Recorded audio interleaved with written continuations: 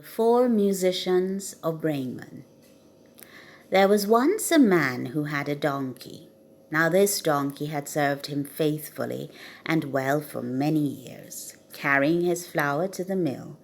But the donkey was getting old. He puffed and panted whenever the load was heavy, and his poor legs would not move fast, however much his master urged him on with a stick. "How much do you think I can get for that donkey's skin?" the man asked his wife one day. "Good price, I dare say," she replied. The donkey, who had been waiting with the cart, heard all that was said, and he knew his master wanted to get rid of him. So as soon as he was free of his shafts, he set off down the road to Bremen. "I have a fine voice," he brayed. "I will become the town's musician." When he was well on his way, he saw a large dog by the side of the road. He was old and tired, and yawned as the donkey came up to him. "Hello, old dog," said the donkey. "What are you doing?"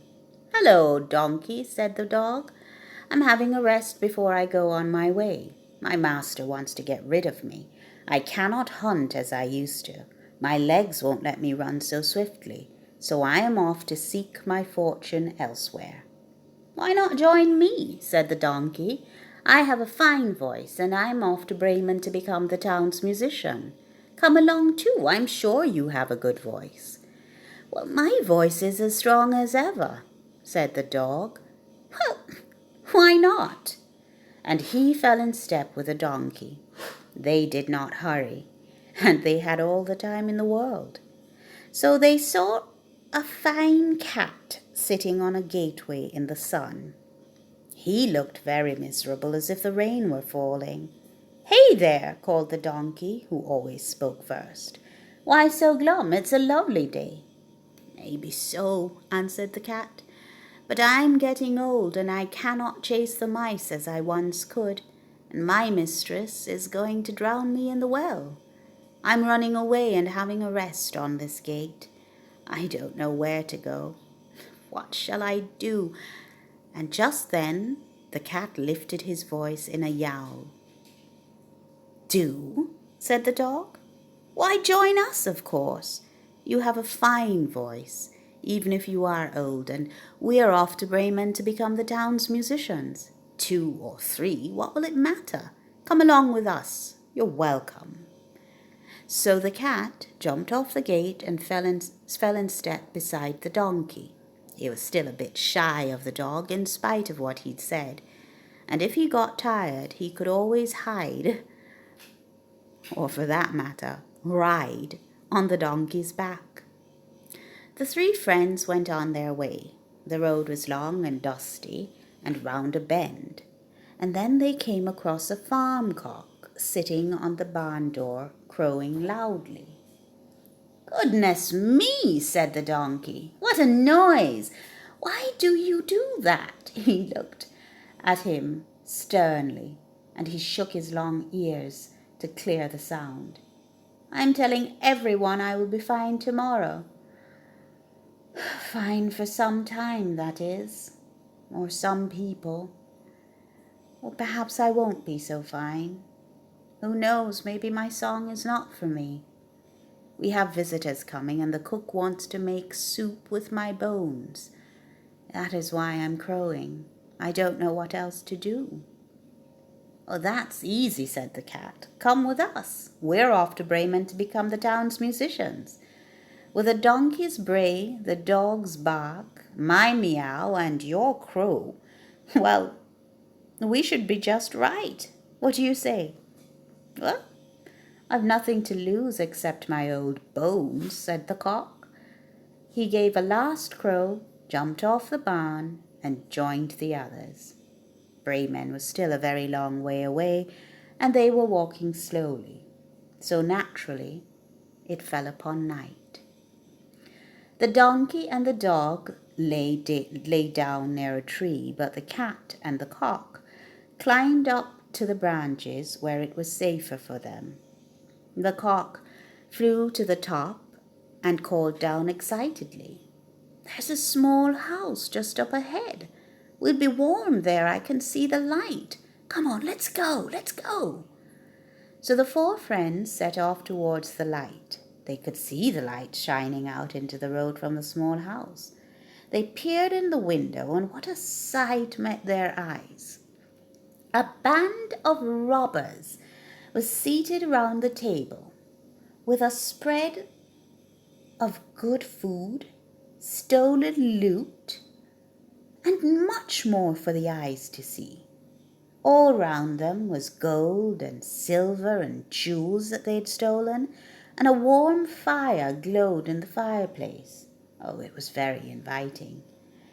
"Oh, if only we were inside," moaned the cat, who was always depressing. "Well, let's think of a plan," said the donkey. "We must find a way of getting them out, and then we'll go in." So they went back into the woods and talked and talked.